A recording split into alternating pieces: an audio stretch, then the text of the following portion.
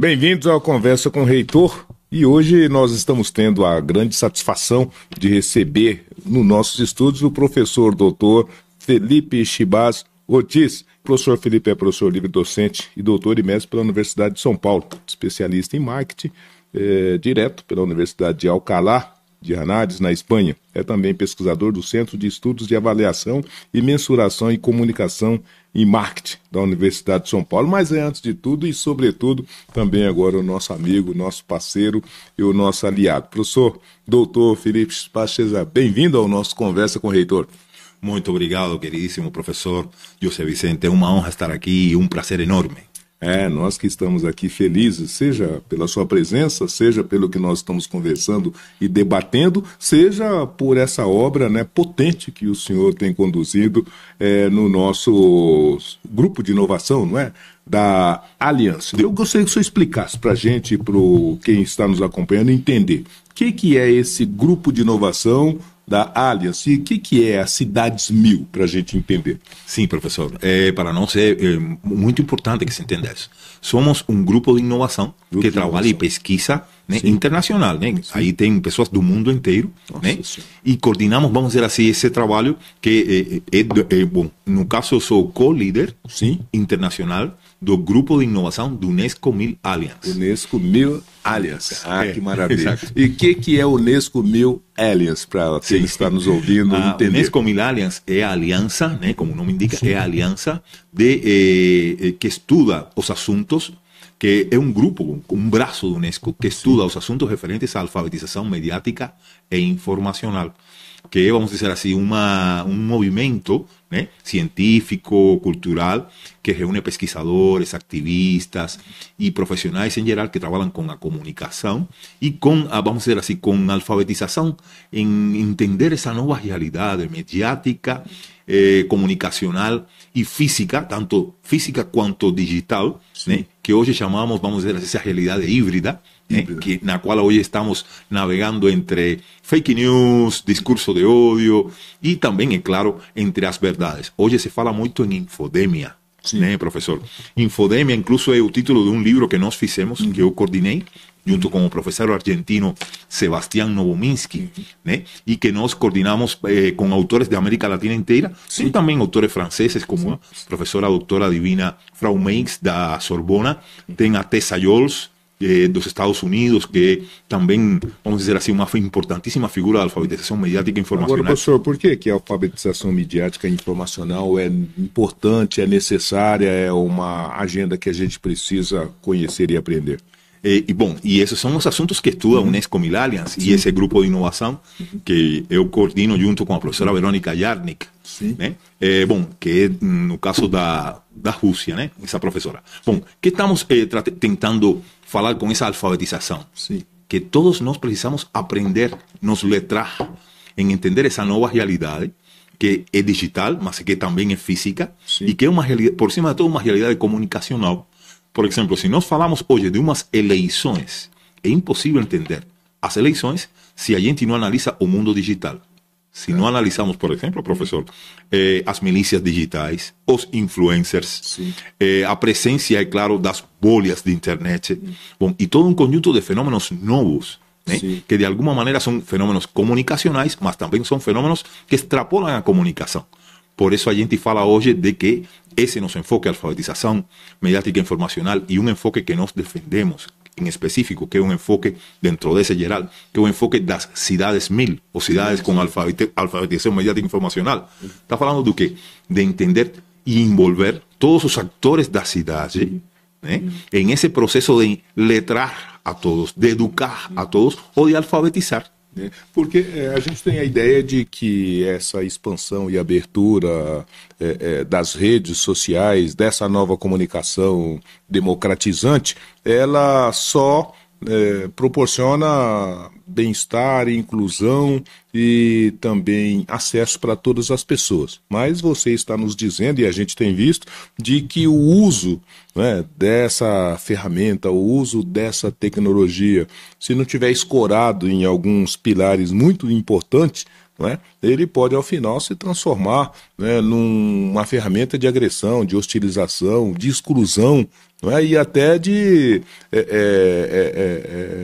agressão ao outro, né? E a gente tem visto, tem assistido como é que os grupos manuseiam isso e, ao final de contas, deixa a grande parte da população do lado de fora até desses benefícios.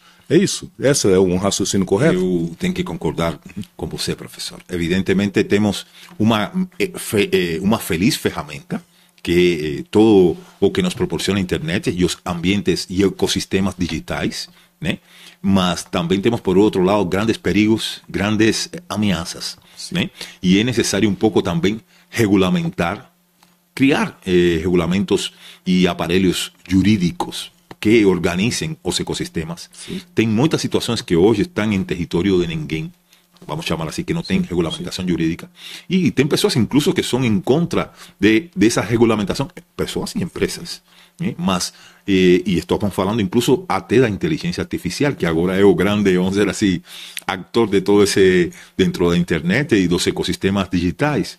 E temos que falar de regulamentação. Quer dizer, então, o impacto dessa ação, dessa atividade, desse uso devido ou indevido das informações, ele se dá sobretudo no território e no território do município. E justamente por conta disso, há que ter uma construção a partir da cidade para fazer o melhor controle e o melhor uso desses equipamentos. É isso? Sim, professor. É mais ou menos isso. Nós falamos de que tem 5 agentes da inovação. Sim. A gente fala de que é necessário pensar de que temos os atores sociais que são, em primeiríssimo lugar, desses 5, os gestores e fazedores de política, os governos. E segundo, claro, os professores, que nem nós, professor. Também, terceiro, as empresas de base tecnológica, terceiro ator fundamental, essencial, sem isso não se entende nada. E também as empresas do mundo físico. Quarto factor, os artistas, que são as pessoas que, vamos dizer assim, movimentam, as pessoas tocam a alma de uma cidade. E quinto factor, o cidadão comum. São os 5 atores essenciais. Não quer dizer que não existam outros, mas são os essenciais para entender, né, a sociedade atual e, sobretudo, vamos dizer assim, esse mundo híbrido. Eu não gosto de falar só digital, porque na verdade todo tem no início o mundo físico, e tem no meio também, e no final sempre, né? E muitas vezes nos esquecemos, professor, e falo outros atores, não no nosso caso, sino muitos atores sociais às vezes esquecem essa coisa, que é o cidadão comum, e que todo se deveria fazer para esse cidadão comum. Por isso esse enfoque de Cidades 1000 faz ênfase no cidadão. O cidadão é o centro de tudo o que se faz. E temos que pensar, segundo, nas diversidades. E quando falo diversidades, falo precisamente das diversidades de gênero, das diversidades étnico-raciais, das diversidades religiosas que devem ser respeitadas e que muitas vezes são foco de ataque e discurso de ódio, sobretudo a religiões de matriz africana. E, bom, nós falamos precisamente do antirracismo. Em esse enfoque de Cidades 1000 se fala explicitamente do antirracismo e se fala de respeitar todas as diversidades, todas essas que mencionei, e, por exemplo, também com as pessoas que têm, vamos dizer assim, determinada deficiência física ou carência, que hoje nós chamamos de diversidade funcional. Então, todas essas coisas falamos através de uma metodologia, que é a metodologia das 20 barreiras culturais à comunicação e 5 dimensões de criatividade reconhecida pela Unesco, né, da nossa autoria, e que aplicam nossos estudantes, alunos de mestrado, doutorado e também na graduação. Agora, professor, nós temos aí um conflito que está instalado entre a política pública, que precisa e que deve fazer a melhor arregimentação, a melhor regulamentação para cumprir e garantir esses limites dessas ferramentas, mas nós temos também uma fragilidade da política pública e do poder público, que os detentores dessa tecnologia, os que movimentam essas tecnologias, estão fora do alcance do governo, que são empresas privadas, né? E mais, empresas privadas que estão localizadas, né, em grande parte só numa determinada localidade, como é o caso dos Estados Unidos. A sociedade e o governo têm condições de fazer esse enfrentamento, de fazer com que esses fundamentos sejam garantidos e preservados por essas empresas que são as detentoras, não só do capital, mas da tecnologia? Sim, professor, tem condições. Sim. Não por acaso, Mark Zuckerberg foi chamado pelo Senado norte-americano para depor, e ele teve que se desculpar com as famílias né, de várias famílias que foram afetadas pela incidência do Facebook. Os governos têm sim esse poder, e um governo pode, por exemplo, vetar que uma determinada empresa nacional ou estrangeira, seja de origem estadunidense ou europeia ou chinesa, né? Porque temos aí o TikTok, por exemplo, também. A gente está dizendo que as grandes empresas estão nos Estados Unidos, mas também tem na China o TikTok, por exemplo. Então, os governos têm esse poder, o poder judiciário dos países tem esse poder de vetar a presença de companhias que não cumpram as leis do país. E mesmo sendo, vamos dizer assim, a internet um espaço internacional, sabemos disso, né? E que, vamos dizer assim, praticamente não tem fronteiras, os países podem se proteger. Detalhe, essas empresas sabem, por exemplo, que o Brasil é um grande país. Porque o Brasil é o terceiro país em nível de utilização da internet. É o mais consome na internet. O que significa isso? Só finalizando, professor. Sabe o que significa isso? Que nossos dados dos brasileiros, né? Eu sou brasileiro, com esse sotaque aqui, eu sou brasileiro também. Mas quero dizer que nossos dados são objeto de importância para todas essas grandes empresas. Então, estamos em condições de negociar em nível de país, né? Opa, você quer que eu me mantenha com sua empresa XY, seja lá qual for? Opa, você deve cumprir minhas leis. Porque eles não querem perder o Brasil, professor. Porque todo esse fluxo de dados nossos, vamos dizer assim, não é de graça. Isso é para eles, é dinheiro. Os dados são dinheiro. Eles não querem perder dinheiro e fariam concessões. Agora, de toda maneira, tem uma discussão de fundo que, ao tempo que essas tecnologias, essas ferramentas colocam a possibilidade de ampliar o exercício de direitos, o direito da comunicação, o direito de expressão, né, o direito da livre manifestação do pensamento, nós temos também o seu oposto, né? Ou seja, o exercício desse direito, no mais das vezes, alcança, né, situações limítrofes, onde começa o direito e onde acaba o direito.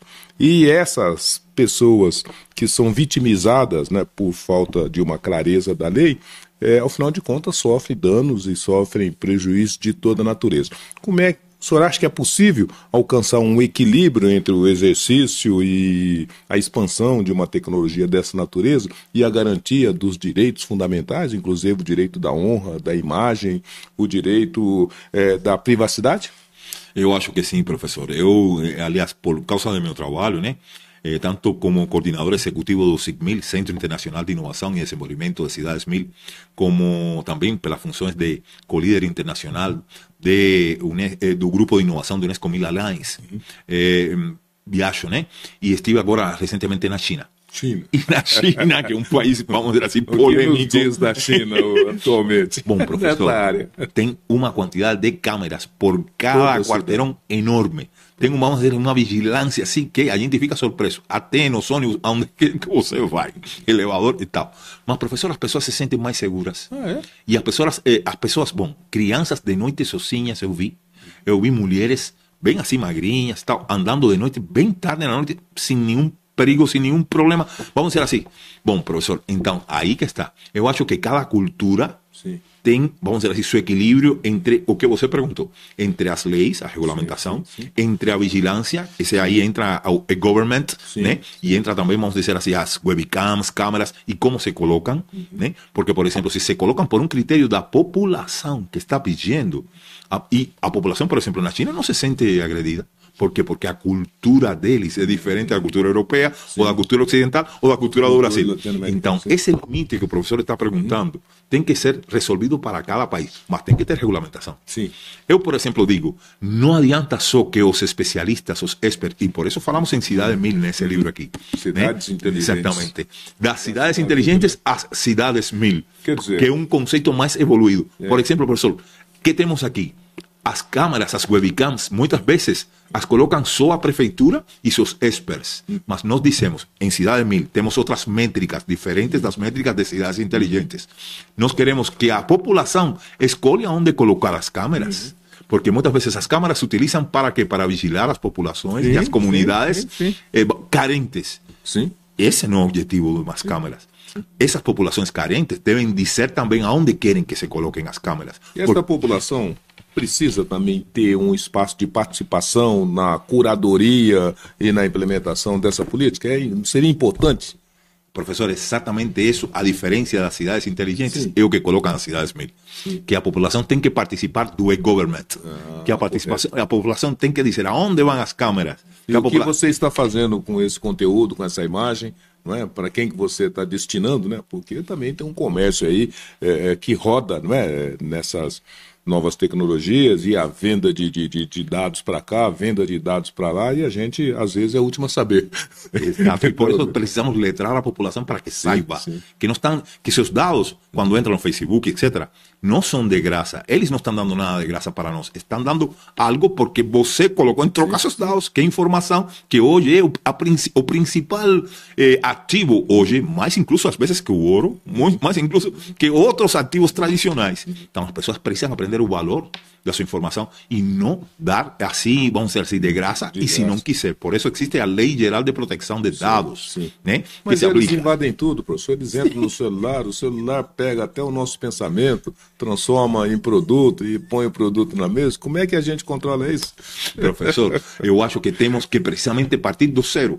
E precisamente letrar as pessoas, que as pessoas primeiro aprendam o básico.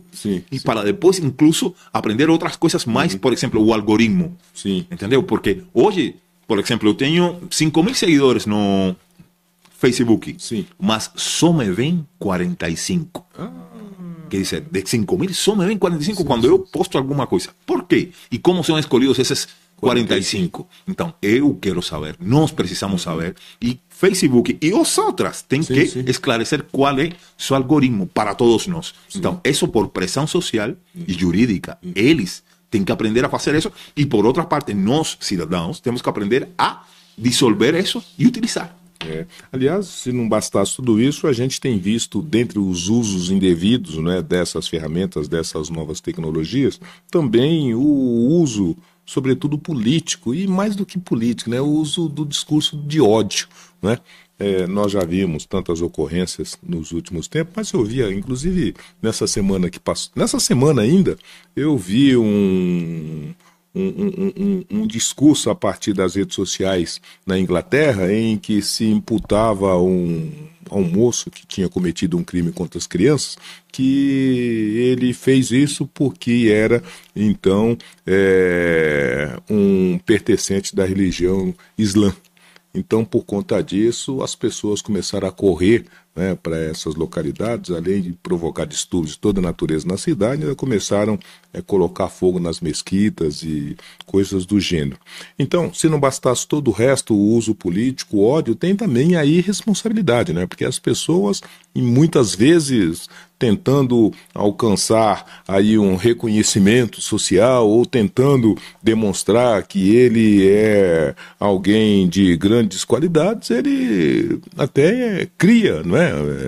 Falsidades para produzir danos terríveis que a gente nem sempre tem controle. Então, essa é uma questão que a proposta alcança, a proposta ajuda a combater esse tipo de atitude? Ajuda, professor. Incluso dentro das linhas de pesquisa que temos no CICMIL, no Centro de Inovação e Desenvolvimento de Cidades MIL, temos uma linha precisamente para o combate das fake news, discurso de ódio, etc. Dentro dessas linhas. E eu quero comentar, por exemplo, que isso afeta até os casos ambientais e pandemia. Sim, professor. Sim, nós tivemos, né, o negacionismo, né, que se estabeleceu como um discurso, né, de desacreditar na ciência, e que muitas pessoas qualificadas, né, pessoas aí estudadas, pessoas, né, que tinham as informações todas nas mãos, mas, aliás, talvez essa é uma questão que vale a pena a gente abordar, porque nós estamos dizendo que essa tecnologia traz mais informação, traz mais esclarecimento, traz mais iluminação para os indivíduos, mas nós estamos dizendo que ela, utilizada para um fim não muito adequado, ela pode também fazer com que até esses iluminados sigam o caminho da irracionalidade, diríamos assim, né? Porque nesse caso do negacionismo, né, muitos dos que desfilavam na praça eram pessoas esclarecidas. Né? Aqui no nosso país, inclusive, nós tivemos, né, desde um presidente da República, teoricamente uma pessoa esclarecida, né, a um séquito, né, nas ruas dizendo: não tome a vacina que você vai virar jacaré. Né? Coisa absurda. Ela tira, então, essa capacidade do pensamento racional? Uma das bases das cidades mil e da alfabetização mediática informacional é treinar e ensinar o pensamento crítico para a gente poder fazer isso que você acabou de fazer. Ou seja, que cada cidadão saiba distinguir entre uma fake news ou uma deepfake, que são aquelas imagens que são elaboradas com inteligência artificial, e saiba um pouco se posicionar. Infelizmente, hoje temos essa situação que você acabou de falar. A diretora-geral da Unesco, senhora Audrey Azoulay, declarou ainda esse ano que incluso está em um relatório de pesquisa, não é uma declaração sem uma base, de que com um incremento da inteligência artificial generativa, né, se incrementaram os ataques de ódio contra as mulheres.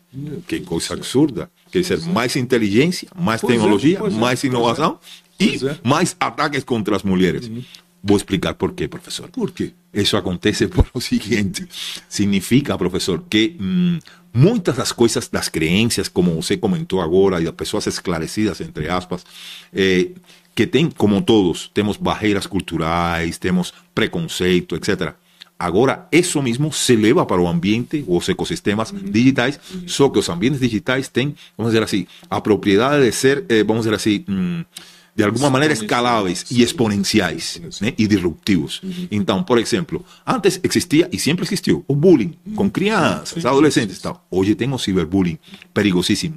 Mata mais o ciberbullying que o bullying no mundo físico. Por quê? Antes, uma criança podia ser, vamos dizer assim, violentada psicologicamente com bullying na sala de aula pelos seus colegas, mas parava por aí. E era esse grupinho.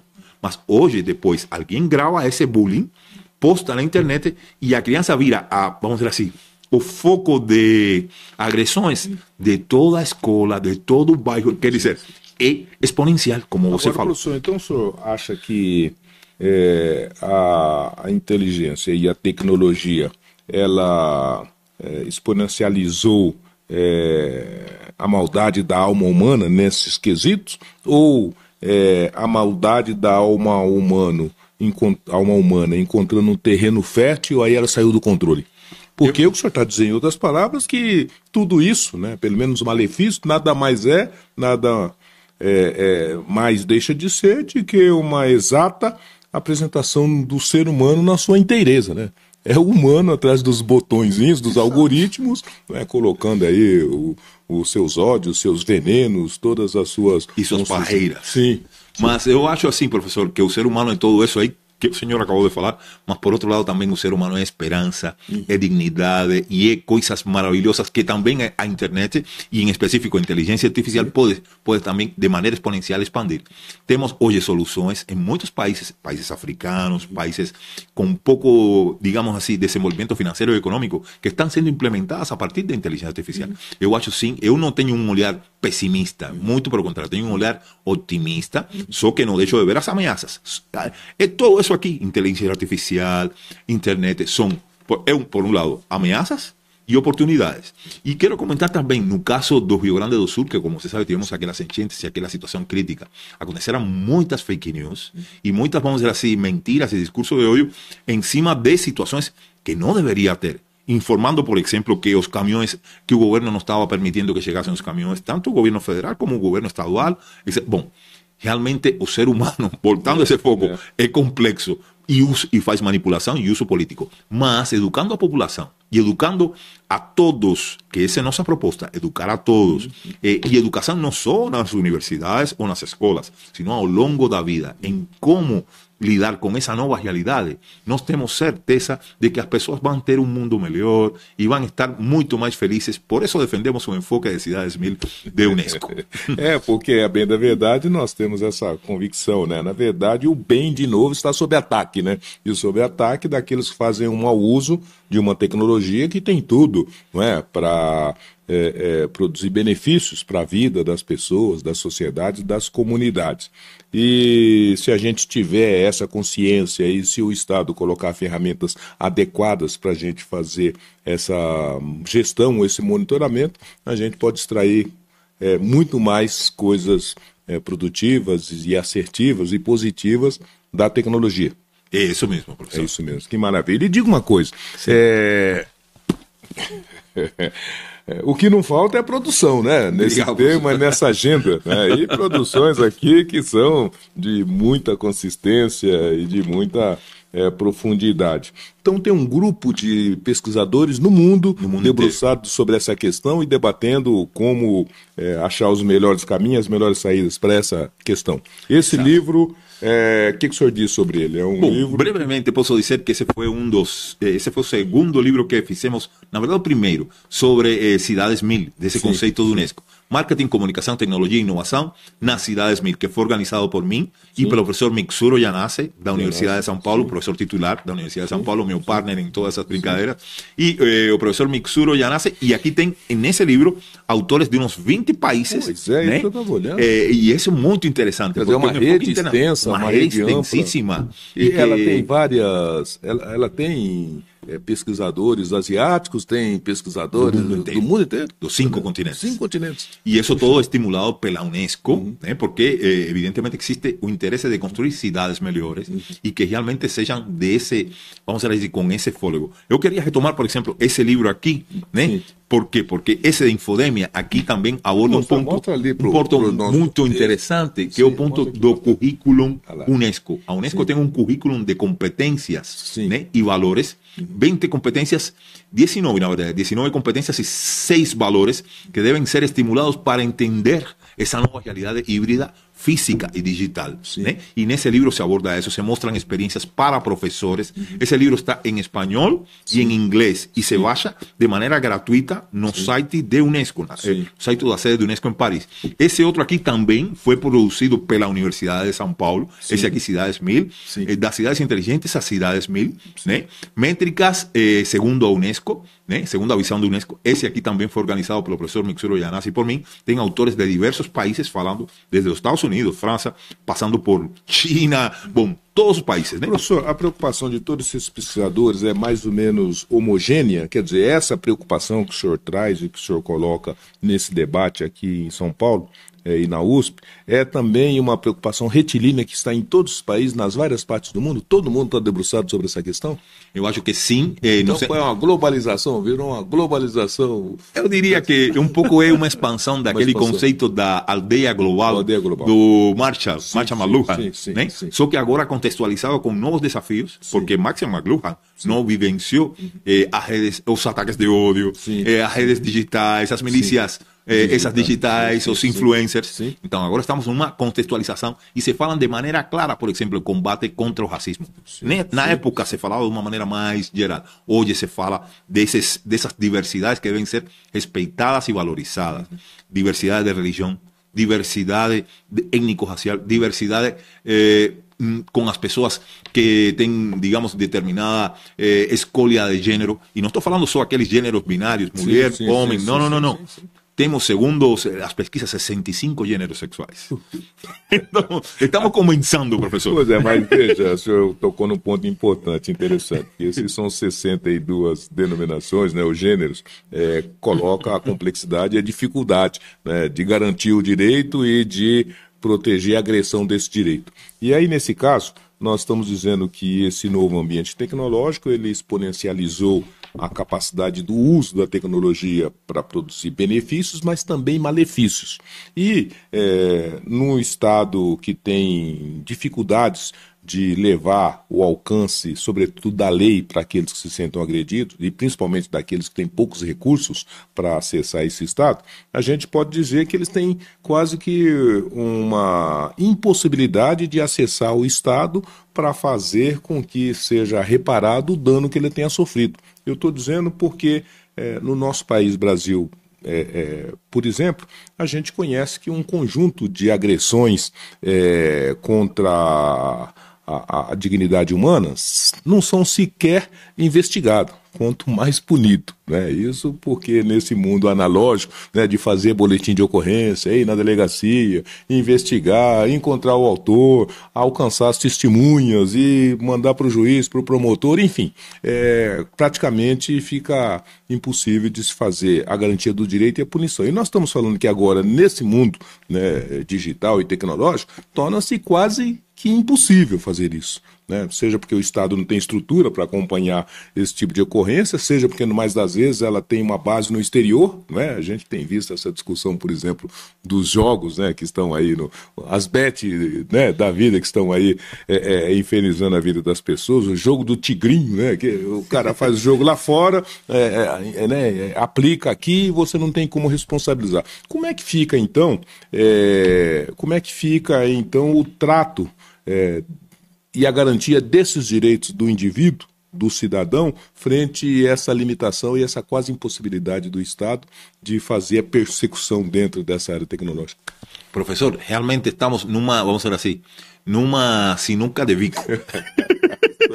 Professor, pois é. Por eso precisamos das ferramentas de várias profissões. Por exemplo, precisamos das ferramentas jurídicas. Sim. Precisamos, é claro, das ferramentas de inteligência artificial. Sim. Quer dizer, por isso nosso centro de pesquisa é multi e transdisciplinar. Sim. Porque estamos, primeiro, ante um complexo problema de que a gente também chama, segundo Castells, né, de as redes das cidades, né? Sim. As redes de comunicação das cidades hoje são redes, né? Então, nesse entramado tão complexo, realmente é difícil fazer, incluso dentro de uma mesma cidade, para não ir um pouquinho para todo esse contexto geopolítico internacional que você comentou. É difícil. Mas porque é muito rápido, né? O indivíduo publica aqui uma agressão, uma calúnia, uma difamação, né, contra a sua honra, e aquilo ali espalha e está feito o estrago, né? E depois como voltar atrás, né? Como reparar, né? Mas, professor, eu acho que é o seguinte, tem a Lei Geral de Proteção de Dados, sim. Hoje, que já está aqui implementada no Brasil, e que está implementada, mas fazer que se cumpra é outra história. Uma coisa é existir a lei, outra coisa é existir a regulamentação, sim, que vai acompanhando a lei, e outra coisa é que se cumpra a lei. E a outra coisa é até ter a informação qualificada para poder requerer o cumprimento da lei, porque eu acho que é aí que a Cidades 1000 cumpre, não é, um fundamento muito educar importante. A população. Exatamente. Porque não é só educar a partir das universidades, sim, ou das escolas. Sim. É educação constante, incluso através do jornalismo, sim, incluso através da parte jurídica, como já citamos. Bom, de uma maneira multidisciplinar, e temos 13 indicadores e 252 métricas para avaliar isso. Diferentemente, por exemplo, das cidades inteligentes, que se focam mais só na tecnologia. Sim, nós nos educamos na educação de como lidar com a tecnologia para toda a população. Incluso, por exemplo, para o pessoal da segurança, sim, que muitas vezes, sem saber, comete delitos. Né? Eu já vi, por exemplo, nos centros de monitoramento desses das cidades, que às vezes já acompanhei para treinamentos, capacitação, etc., que às vezes uma mulher com uma roupa que é chamada de provocativa por algum desses agentes não é avisada de que, com câmeras, porque não é só a tecnologia, sino como se usa a tecnologia. Sim. Não é avisada ou não se acciona ao pessoal da segurança próximo para que a proteja. ¿Por quê? Porque os que estão sentados aqui têm barreiras mentais e pensam que está tudo certo. Entendeu? ¿Por quê? Porque ela está provocando, então ela merece. Horror. Então, precisamos educar as pessoas, tanto com respeito ao que o senhor falou da lei, como, aliás, criar novas leis. Como você acabou de comentar, tem muito espaço de ninguém, território de ninguém dentro da internet hoje. Sim. Então, precisa regulamentar, precisa depois se dialogar entre os países. Isso já se faz, em Unesco se faz, mas é claro que precisamos de muito mais. Precisamos também de dialogar com as empresas, esses 5 agentes da inovação, ter diálogo e sentá-los. Olha, eles se sentam e conversam. Eu tive, por exemplo, a oportunidade de estar en un evento muy importante de UNESCO a nivel mundial que se realizó, en Montevideo, en Punta del Este, Uruguay. Y en ese evento yo tuve oportunidad de mediar una mesa en la cual estaban Google, estaba chequeado, que es una organización mundial que chequea esas, vamos a decir así, esas plataformas, bueno, jornalistas, varios agentes da inovação das cidades. E eu tive a oportunidade de mediar essa mesa. Olha, são questionados e eles têm que dar resposta. E eles começam um pouco a mudar, vamos dizer assim, sua postura. Como eu já falei, em muitos países, incluso nos Estados Unidos, muitos dos CEOs dessas empresas são chamados para conversar e se estão colocando leis. Na Europa também. Quer dizer, não é mais território, tipo assim, agora eu faço o que eu quiser. Não. É claro que é um processo. Estamos ante um grande desafio porque, aliás, como você falou, é imediato.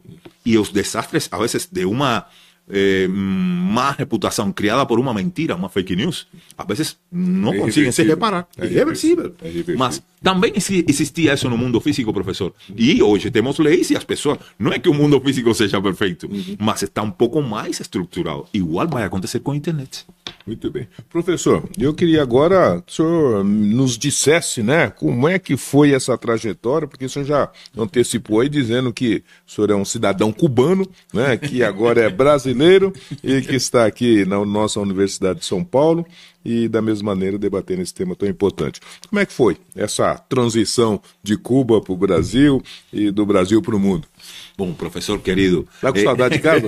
Sempre, professor, sempre amo e adoro nossa Cuba. Incluso trouxe para o senhor esse livro aqui, né? Marketing e Comunicação, de projetos socioculturais que tem trabalhos de Cuba e de Brasil, né? Que também foi organizado pelo professor Mixuro Yanase e, bom, o falecido professor, o finado professor Cleber Marcos. E que também é um livro, vamos dizer assim, muito... que tem autores... Todos nossos livros são com vários autores, gente. Nós organizamos os livros, hacemos algum capítulo, mas tem autores assim, diversos. Nesse caso, são autores só brasileiros e cubanos, né? E aí se mostra um pouco essa história, professor, no sentido seguinte.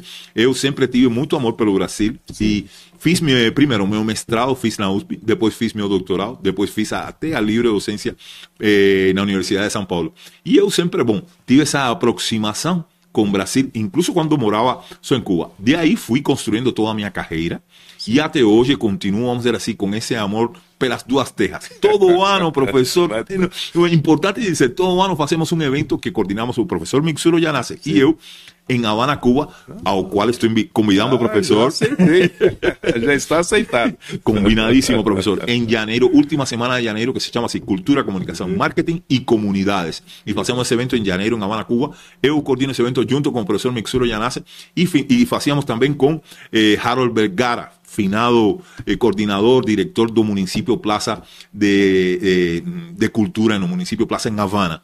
E, bom, mas agora continuamos também fazendo e com certeza, professor, vai ser um grande evento esse de 2025, ou estamos aguardando lá. Já estou comprando aqui um terno novo para a gente poder estar junto nesse evento.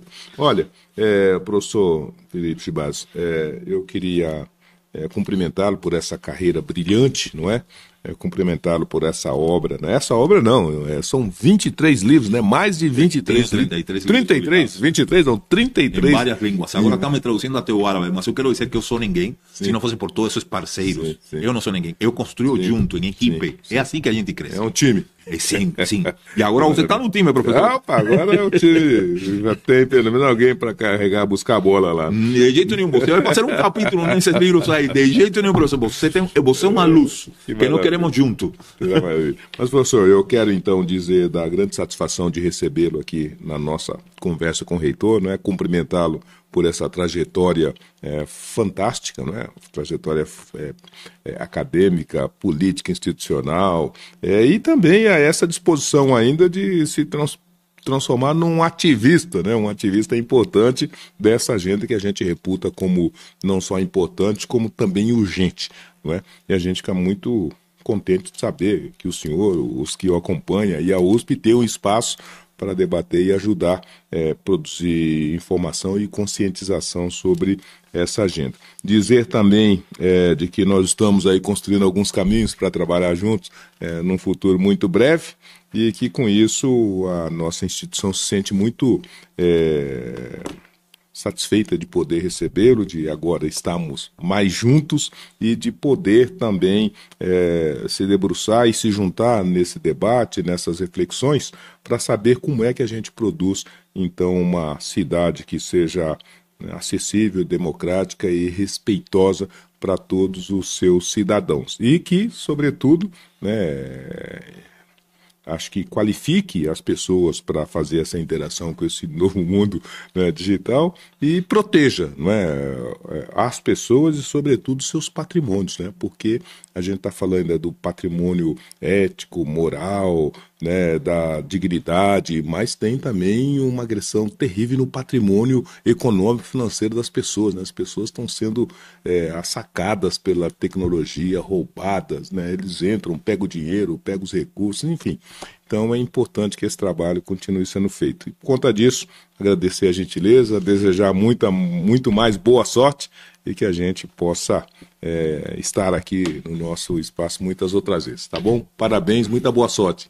Eu agradeço muito, professor, e brevemente quero dizer que hoje se fala bastante de cibersegurança, como você falou, e eu estou também como, vamos dizer assim, como assessor, consultor do grupo Digitalize, também conhecido como Lideranças Digitais, e aí trabalhamos com as 200 empresas mais importantes do Brasil, do mundo de base tecnológica, e eles estão bem preocupados com isso.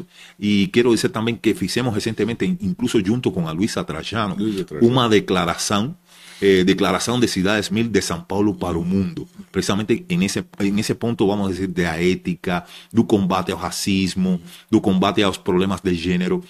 Participou também o Paulo Pereira, que é secretário das desigualdades da Presidência da República. E, querido professor, estou muito feliz de estar aqui, e é claro que com certeza vamos construir novas pontes e novas realidades nas cidades e, por que não, também nos espaços não urbanos. Muito obrigado. Eu que agradeço, uma grande alegria tê-lo conosco, e agradecer a você, né, que acompanha e prestigia o nosso Conversa com o Reitor. Hoje nós recebemos o professor, então, Felipe Chibas, Ortiz, e nós já deixamos o convite para estarmos juntos no nosso próximo programa. Um abraço a todos. Tchau.